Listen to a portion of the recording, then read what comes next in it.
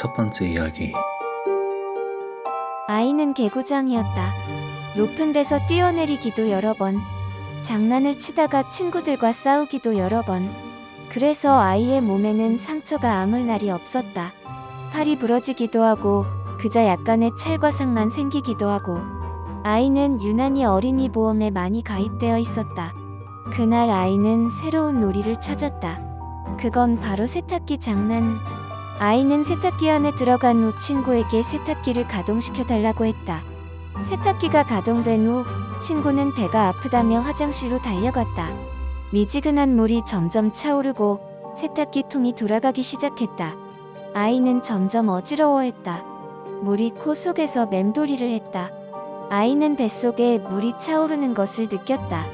저번 세탁 때 다 사용되지 않은 세제 찌꺼기들이 물에 녹아 나왔다. 이 또한 아이의 입으로 들어갔다. 아이의 입에 거품이 차올랐다. 친구는 아직도 모습을 드러내지 않고 있었다. 얼마 안 지나 집안에서 끔찍한 비명 소리가 들렸고 집에서 부업 중이던 엄마가 비명 소리가 들린 곳으로 달려갔다. 세탁기 앞에서 아이의 친구가 구토를 하며 울고 있었고 세탁기 안에는 아이가 관절이 알아볼 수 없을 만큼 꺾인 채로 들어있었다.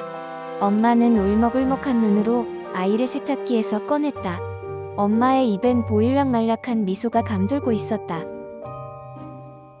해석: 아이는 유난히 어린이 보험에 많이 가입되어 있었다. 두 번째 이야기. 아침부터 짜증나게 변기가 막혀 있었다. 여보, 아침에 화장실 누가 썼어? 아까부터 혜정이가 화장실에 있던데요. 왜요? 변기가 막혔어. 내 중학생 딸내미의 짓인가 보다. 일을 봤으면 뒷처리까지 깔끔히 해야지. 괜히 짜증이 났다. 요새 사춘기라 그런지 반항도 늘고 방에서 나올 생각을 하지 않아서 딸내미 얼굴 보기도 힘들다. 아내 말로는 살도 갑자기 많이 찌고 학교도 갈 생각을 안 한다고 하더라. 사춘기라 참고 있었는데 정도가 심해지는 것 같다. 나중에 혼쭐을 내주던가 해야지 원. 이 딸내미 어디 갔는데? 괜히 아내에게 목소리를 높이며 화풀이를 했다. 몰라요. 화장실에서 나와서 바로 밖으로 나가던데요. 뭘 했는지 꽤 오래 있던 것 같던데. 하 젠장. 변기를 막히게 했으면 뚫던가. 뚫기 힘들면 말이라도 하던가. 나도 못 봤어. 근데 혜정이 얘 치질이가 물이 왜 이렇게 시뻘게? 잘 뚫리지도 않고. 하 진짜. 변기랑 씨름을 하고 있는데 어느새 다가왔는지 고3 아들 녀석이 이상한 눈빛으로 빤히 쳐다보고 있었다. 뭔데 왜? 니도 변기 쓸라고? 너희 동생이 막히게 했다. 보고만 있지 말고 니도 도와봐라. 아들내미가 내 말이 끝나기 무섭게 하얗게 질린 얼굴로 집 밖을 뛰쳐나갔다. 쟤 왜 저러노? 해석: 딸이 살이 갑자기 찌고 학교를 안 가고 사춘기라고 했다. 딸은 임신을 했고 변기로 처리하려 했다. 세 번째 이야기. 중학생인 나는 놀토라 아무것도 안 하고 집에서 뒹굴뒹굴거리며 폰을 만지고 있었다. 나를 제외한 모든 가족이 친척을 만나러 가서 할 짓도 없고 심심해서 방에서 폰으로 레이디버그를 하다가 신기록을 세우는 중에 전화가 와서 언짢은 채로 받았다. 여보세요? 아무 말이 없길래 다시 한번 물었다. 누구세요? 그런데 내 목소리가 거실에서 들리는 것 같았다. 뭐지 싶고 말이 없길래 발신 번호를 확인했는데 숨이 턱 막혀왔다. 해석: 발신 번호는 우리 집이었다. 네 번째 이야기. 전쟁이 끝난 후 히로시마에 황폐함이 퍼져가는 상황에서 한 노파가 젊은이에게 부탁을 하러 나왔다. 노파는 자신이 쓴 편지를 지니고 있었다. 젊은이, 부탁이 하나 있네. 무엇입니까, 어르신? 이 편지를 애인의 현에 갖다 주면 안 되겠나? 그 시점에서는 원자폭탄으로 인해 도시가 완전히 파괴되어 우체부나 교통수단이 없는 상황이었다. 젊은이는 처음에는 거절하려 했지만 노파의 간절한 부탁에 굴복했다. 노파는 한 가지 더 부탁을 덧붙였다. 이 편지를 전달하기 전까지는 절대로 읽지 말아주게. 젊은이는 고개를 끄덕하고 길을 떠났다.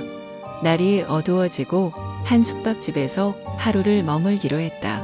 무료한 젊은이는 노인이 준 편지가 생각이 나서 너무 궁금한 나머지 편지를 읽어보기로 했다. 편지를 읽은 젊은이는 편지를 찢어버리며 자기가 가던 길로 가버렸다. 해석. 그 편지에 써 있었던 내용은 내가 보내는 마지막 보기일세. 5번째 이야기. 갓난아기를 키우며 혼자 새빵살이를 하고 있는 한 여자가 있었다. 힘겹게 살고 있던 그녀에게 갑자기 애 아버지가 찾아오게 되었다. 그녀와 애 아버지는 대화를 하다가 싸우기 시작했고 마침내 무언가를 주제로 매우 심하게 다투게 되었다. 애 아버지는 곧 그곳을 떠났고 잠시 후 그녀도 애 아버지를 쫓아가 따지려고 집을 나갔다. 그 후 한동안 별일 없이 잠잠했다. 집주인은 얼마 후 그녀가 살던 방 안에 아무도 없고 까만색 인형만 하나 덩그러니 놓여있는 썰렁한 광경을 보게 되었다. 매일매일 누가 있나 없나 싶어 그 방을 보았지만 항상 그대로였다. 방세를 낼 때가 되어도 아무도 없자 집주인은 방 안으로 들어가 보았다. 그런데 그가 들어가자 까만색 인형이 갑자기 꿈틀거리며 움직이는 듯 하였다. 그녀는 소스라치게 놀랐다. 해석. 까만색 인형이란 것은 혼자 방 안에 갇혀 굶어 죽은 갓난아기의 시체에 파리와 바퀴벌레 떼가 까맣게 뒤덮여 있는 것이었다. 6번째 이야기. 한 덥고 어두운 밤 작은 마을에 사는 한 남자가 침대에서 시체로 발견됐다. 그의 몸은 누군가와 싸운 듯한 상처로 가득 차 있었다.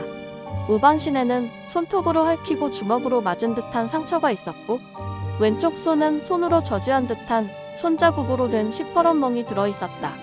그의 얼굴은 고통스러운 웃음으로 미소를 짓고 있었지만 오른쪽 눈은 파헤쳐져 피투성이가 되어 있었다. 그리고 그의 왼손 손톱에는 그의 피가 담겨 있었다. 해석. 즉 자살한 것 같지만 자살한 게 아니다. 그의 왼쪽 몸이 오른쪽 몸을 공격한 것이었다. 이 증상을 외계인 손 증후군이라고 한다. 7번째 이야기. 한 경비 아저씨가 평화로운 공원을 지키고 있는데 그의 눈에 띈 이상한 소녀가 매일같이 공원에 나와 있었다. 이 소녀는 어떤 이유에서인지 항상 멍한 표정으로 땅을 내려다보며 시간을 보내곤 했다. 그 모습은 일반적인 놀이를 즐기는 어린 아이들과는 달랐다. 경비 아저씨는 이 소녀에게 호기심을 느껴 어느 날 가까이 다가가 질문했다. 왜 항상 가만히 땅을 쳐다보고 있어? 무슨 생각하니? 아저씨의 호기심에 대답한 소녀의 말은 간단하면서도 더욱 기이한 말이었다. 흙이 무거워. 아저씨는 놀람을 감추지 못했다. 흙이 무거워. 그 말이 무슨 뜻인지 알 수 없었다. 하지만 소녀는 더 이상 말을 이어가지 않고 다시 땅을 바라보며 시간을 보내기 시작했다. 아저씨는 소녀의 이상한 대답에 궁금증을 키워가며 며칠간 계속해서 소녀를 지켜보았다. 어느 날 그는 공원 근처에 흙으로 덮인 작은 구덩이를 발견했다. 호기심에 사로잡힌 아저씨는 구덩이를 파내어 보기로 결심했다. 그리고 흙을 파내자 공원 땅 속에 어린아이의 시체가 묻혀 있었다. 소녀의 눈은 아련하게 빛나면서 아저씨를 향해 웃음을 지었다. 해석. 어린아이의 시체는 땅 속에 묻혀 흙이 무겁다고 말한 소녀였다. 마지막 이야기. 한 여자가 어둡고 조용한 밤길을 걷고 있었다. 잠시 후 뒤에서 두 남자의 모습을 드러내고 있었다. 여자는 심장이 빠르게 뛰기 시작했고 발을 빨리 걷기 시작했다. 골목길로 들어가기 전에 도착할 수 있을지 불안한 마음이 여자를 감싸고 있었다. 그때 뒤에서 어둠에 가려진 남자 한 명이 나타나며 말했다. 여자가 밤에 혼자 다니면 안 돼요. 여자는 놀람과 두려움에 가득 찼지만 남자는 여자 집으로 안전하게 데려다 주겠다고 제안했다. 여자는 못 믿었지만 사라진 다른 한 명이 신경 쓰여 이내 남자의 제안을 받아들였다. 남자는 여자에게 자기소개를 하며 친절하게 얘기를 나누었다. 그리고 자연스럽게 분위기를 편안하게 만들어 주었다. 여자는 그의 친절함에 감동하며 수다를 떨면서 집 앞까지 도착했다. 감사 인사를 하고 집에 들어갔는데 뭔가 아쉬웠대. 문 윗구멍으로 남자가 갔는지 살펴보았다. 그때 여자의 눈앞에는 새까만 광경만 보였다.